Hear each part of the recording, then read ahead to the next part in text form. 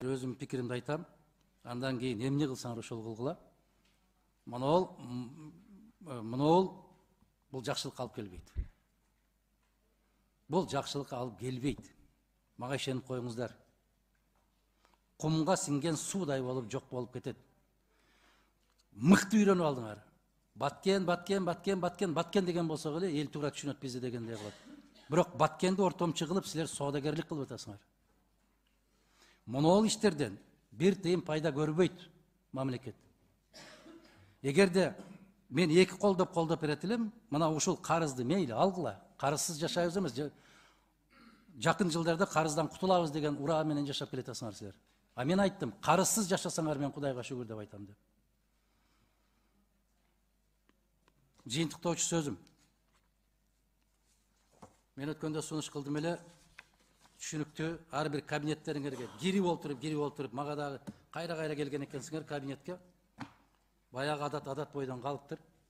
Билгениңерди кылып алгыла да шымыңарды башыңарга кийип алгыла. Чыңгыз Адаматович, комитеттин кортундусун киргизип аткан кезде жогорку кеңешке Адахан Мадумаровдун өзгөчө пикири деп ошол кортунду комитеттин кортундусунда калышын каалайм мен.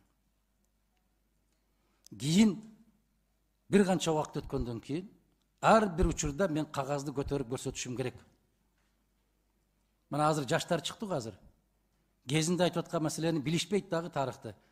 Кезинде неге айтпадыңыз? Кайда жүрдүңүз эле? Дегендер чыкты азыр. Мына ошондо ушул кагаз менин жанымда болушу керек.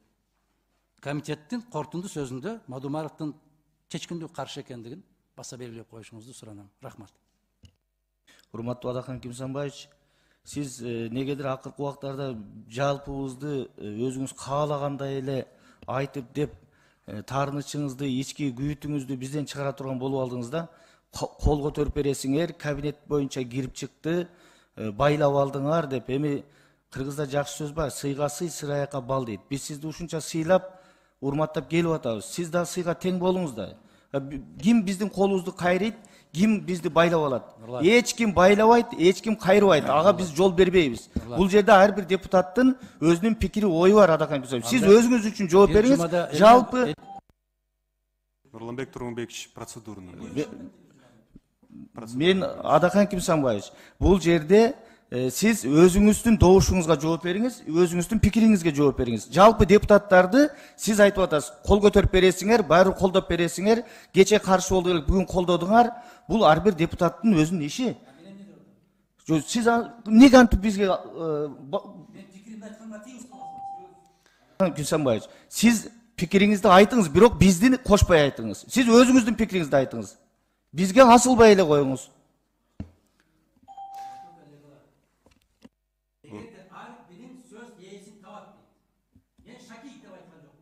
Мен Асан Үсөнов деп айткан жокмун. Мен депутаттар колдоп бересиңер азыр деп атам. Мен көрүп атам.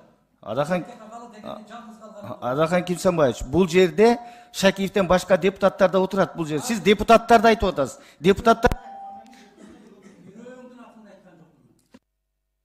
Урматтуу кесиптештер, сабыр. Урматтуу кесиптештер. Биз азыр келишимди карап атабыз. Бири-бирине мындай бир аз сый урмат көрсөтөлү.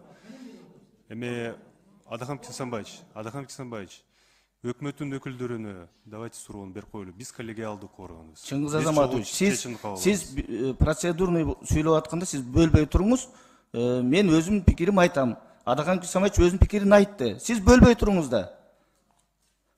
Эми мындай да бул жерде бир нече жолу бул көрүнүш кайталанды. Ошон үчүн унчукпай отуруп бүгүн айтууга туура келип атат. Сиз биздин атыбызды персонально атабаганыңыз менен өзүңүздүн коллегаларыңызга айтып атасыз. Колдоп бересиңер, киргиздиңер деп. Анан башкаларды айткан жоксуз да. Болуптур да, колдосо колдойбуз да, эмнеге колдобойбуз? Себеби дегенде Баткен боюнча маселени булар түшүндүрүп берди. Биз өткөндө эскертүү катары айттык. Ошол аристи биз тим эле айга күнгө теңеген жокпуз. Биз да замечанияларыбызды бердик, пикирлерибизди айттык. Мына өкмөткө да айттык, министрлер кабинетине да айттык. Мындан кийин башка бир альтернативасын карагыла деп. Бул боюнча Адахан Кимсанбаевич айтып атпайбы? Бул буга чейин ушундай колдонулуп келген, ушулар аткарып келген процедурасы ушундай деп. Башка учурда эске алабыз, кийинкиде болбойт деп бизге айтты мисалы үчүн.